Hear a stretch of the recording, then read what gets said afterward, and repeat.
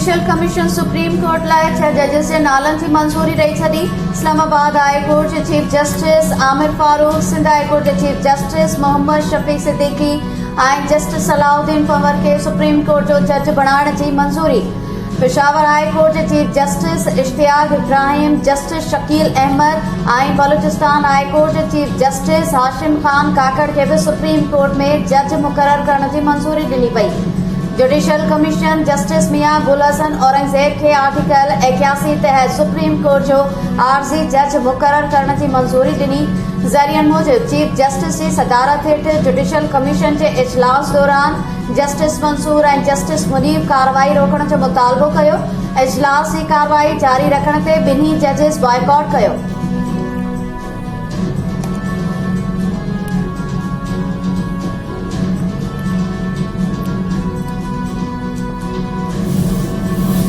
इस्लामाबाद में judicial commission के इजलास ऐं 6वीं आईनी तरमीम खिलाफ एहतजाज कंदड़ वकीलन के पुलिस रेड जोन में दाखिल थियण खां रोके छॾियो।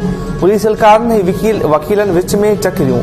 वकीलन सरीना चौक पहुची श्रीनगर हाईवे ब्लॉक करे छॾियो।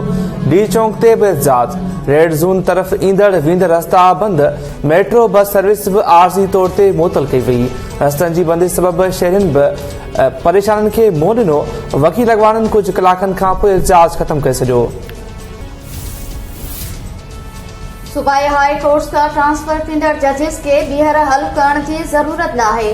संदन सीनियोरिटी बरक़रार रहंदी। इस्लामाबाद हाई कोर्ट जे chief justice justice Aamir Farooq जजिस जी सीनियोरिटी तब्दील करण खिलाफ 5 जजिस जी रिप्रेजेंटेशन रद्द करे छॾी। 3 सूबाई हाई कोर्ट जे जजिस जी बदली बाद इस्लामाबाद हाई कोर्ट में तब्दील कयल सीनियोरिटी लिस्ट बरक़रार। चीफ जस्टिस फ़ैसिलो जारी कंदे लाहौर हाई कोर्ट खां बदली थी इस्लामाबाद हाई कोर्ट आयल जस्टिस सरफराज जोगर सीनियर पियोनी जज बरक़रार रखी छॾियो। सदर आसिफ अली ज़रदारी जी प्रिंस करीम आगा खान जे लालण ते पुर्तगाल पहुची संदसि फर्ज़ंद प्रिंस रहीम हुसैनी सां ताज़ियत। प्रिंस करीम आगा खान जे लालणे ते पाकिस्तानी अवामी हुकूमत पारां दिली दुख ऐं हमदर्दी जो इज़हार। सदर आसिफ अली ज़रदारी पाकिस्तान जे समाजी मुआशी तरक्की में मरहूम आगा खान जे किरदार जी वाखाण कंदे चयो त क़ौम हिकु सचे ऐं अज़ीम इंसान दोस्त शख़्सियत खां महरूम थियण ते सोगवार आहे। पुर्तगाल रवानगी खां अॻु इस्तांबुल एयरपोर्ट ते सदर जी तुर्क हममनसब सां मुलाक़ात। वज़ीर आज़म शहबाज शरीफ 2 ॾींहनि जे दौरे ते गॾियल अरब इमारात पहुची पियो। वर्ल्ड गवर्नमेंट समिट खे ख़िताब कंदो परॾेही तर्जुमान मूजिब वज़ीर आज़म शहबाज शरीफ दौरे दौरान गॾियल अरब इमारातनि जी क़यादत सां बि मुलाक़ातूं कंदो। वज़ीर आज़म जो मुख़्तलिफ़ कंपनीज़ जे CEO सां मुलाक़ातूं बि थियल। सिंध सुकी रही आहे, न पानी मिले थो न ई CCI जो इजलास अॾायो वञे थो। मथां वरी चोलिस्तान कैनाल ठाहियो पियो वञे। इरसा में सिंध जे मेंबर मथां बंदूक ताणे सर्टिफिकेट ते सही वरिती वई आहे। पंजाब ज़बरदस्ती पानी खयो त जहिड़ो थींदो। कैनाल कढण न ॾींदासीं। PP अॻवान शर्मिला फारूकी जो क़ौमी असेंबली इजलास में एहतजाज।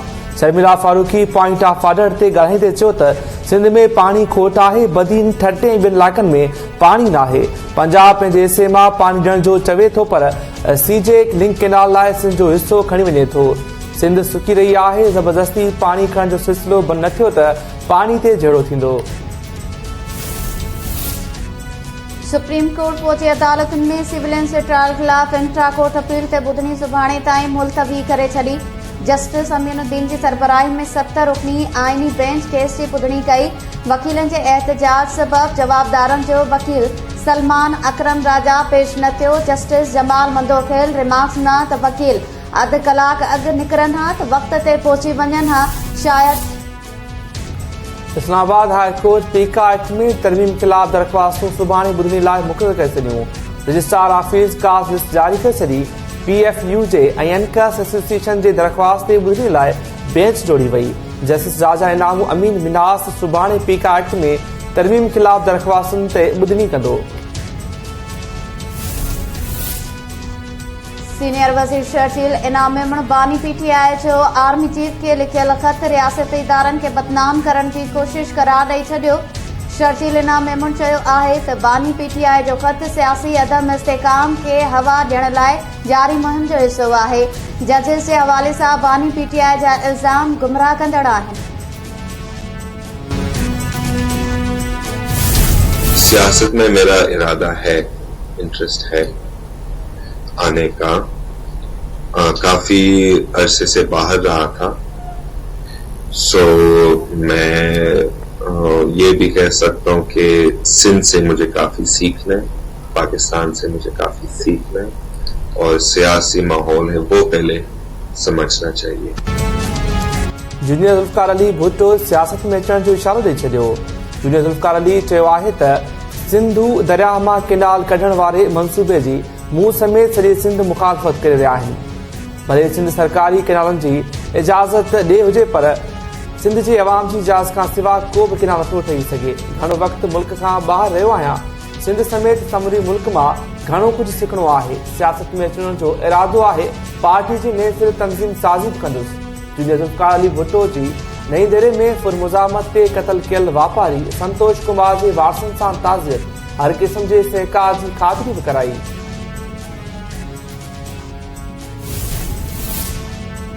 High court bar association Hyderabad SSP Farooq Lanjar जी बार में दाख़िला ते पाबंदी हणी छॾी। फरूक लंजार जी ॿीहर एसएसपी हैदराबाद तौरु मुक़ररी बिल क़बूल न करण जो ठहराउ मंज़ूर। ठहराउ में चयो वियो आहे त फरूक लंजार कानून ऐं पुलिस जे क़ाइदनि जी भञकड़ी कंदे वकीलनि ख़िलाफ़ मुहिम हलाई। खेसि ॿीहर हैदराबाद में मुक़रर न कयो वञे। सिंधु ते केनाल नामंज़ूर तकरार हिता ख़िलाफ़ एसडीपी जो जामशोरो में एहतजाज। शहर जे मुख्य चौक ते धरणो ऐं वियो। एसडीपी सरबराह डॉक्टर कादिर मक्सी चयो आहे त सिंधु दरिया मां 6 नवां केनाल कढी सिंध खे सुकाइण जी साज़िश कई पई वञे। सिंध दुश्मन मंसूबनि खे गॾियल जदोजहद ज़रिए ई नाकाम बणाए सघे थो।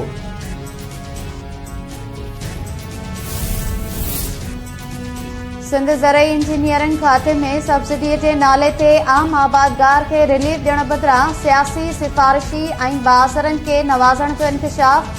केटीएन न्यूज़ सब्सिडी जे नाले ते ज़मींदारनि खे ॾिनल ज़रई सामान जूं लिस्टूं हथ करे वरितियूं। गॾु कयल अंगनि अखरनि मूजिबि बासर यार मोहम्मद रिंध जे पुट ऐं टाउन म्यूनिसिपल कारपोरेशन टंटोजाम जे चेयरमैन बदर मेमून जे पुट बि सब्सिडी मां फ़ाइदो वरितो। सिंध ज़रई इंजीनियरिंग खातो टंडो अलयार मीरपुर ख़ास मटियारी ऐं गोटकी जे ज़मींदारनि ते बि महिरबान। इसाफ़ी चार्ज ते वेठल डीजी सैयद नदीम शाह मौक़िफ़ न ॾिनो। सब्सिडी में आयल सामान आम आबादगारनि बदिरां सियासी सिफ़ारिशी ऐं बासर माण्हुनि खे ॾियण ते सिंध आबादगार बोर्ड पारां ॻणतीअ जो इज़हार। मुख़्तलिफ़ इलाइक़नि मां आयल उस्तादनि जो मुतालिबनि जी महिनत लाइ कराची जे प्रेस क्लब वाॾो एहतजाज जारी। नयूं पॉलिसियूं जारी करण ख़िलाफ़ नारेबाज़ी। मलीर जे स्टील टाउन में घर अंदर क़तल कयल पुलिस एहलकार खमीसो जोखियो जो पोस्टमार्टम। संदसि ज़ख़्मी घरवारी रईसा जी हालत ॻणती जोगी। एहलकार जे क़तल बाबति सूबाई घरू वज़ीर जो एसएसपी मलीर सां राब्तो। एसएसपी चयो आहे त वाक़ियो ज़ाती दुश्मनी जो नतीजो आहे। कातिल शहीद एहलकार जो वेझो माइट ॿुधाए पियो वञे।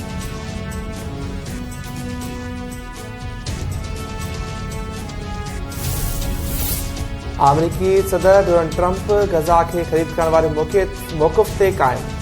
डोनाल्ड ट्रंप चयो त गज़ा जा कुझु हिसा ॿीहर तामीर लाइ विचोभ जे कुझु मुल्कनि खे ॾेई सघजनि था। फ़लस्तीनियुनि जो ख़्यालु रखियो वेंदो, खेनि क़तल थियण न ॾिनो वेंदो। विचोभर वारनि मुल्कनि सां ॻाल्हाईंदुसि त हू फ़लस्तीनियुनि खे रखण लाइ तयारु थी वेंदा।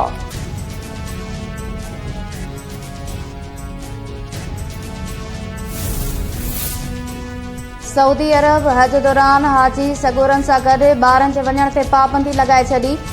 हज वज़ारत मूजिबि अहिड़ो क़दम ॿारनि जी हिफ़ाज़त यक़ीनी बणाइण लाइ खंयो वियो आहे।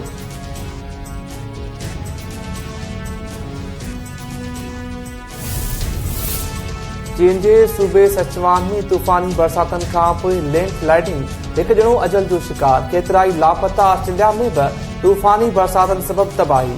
सिडनी जे टाउन हॉल रेलवे स्टेशन ॿुॾी वई। केतिरियूं ई ट्रेनूं मुअतल। उॾामूं मुतासिर ईरान जे राजधानी तेहरान में बि शदीद बर्फ़बारी। ज़िंदगी जो कारोबार सख़्त मुतासिर।